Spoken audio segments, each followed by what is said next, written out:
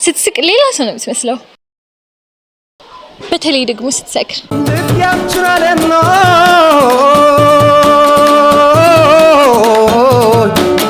ፍቅርሽ ተንኮበኛል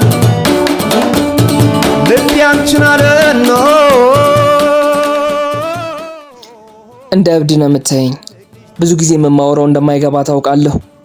እንደሌላውም ጊዜ የቀጠሮ ቦታችን አርፍጄ ነበር የደረስኩት። መምጣቴንም አይታ እያነበበች የነበረውን መጽሐፏን ዘግታ መታ ሰላም አለችኝ።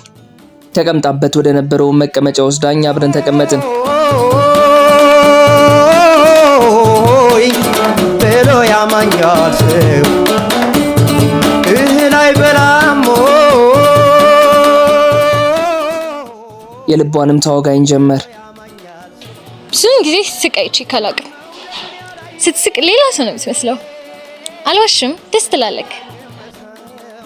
ብዙዎቹ የምታወራቸው ነገሮች ለኔ ሩቅ ናቸው። ነገሮችን የምታወራበትና የምታብራራበት ነገሮች ግን በጣም ነው የሚገርሙኝ። በተለይ ደግሞ ስትሰክር ዋው! ሀሳቡ ራሱ ከየት እንደሚመጣልህ እንጃ።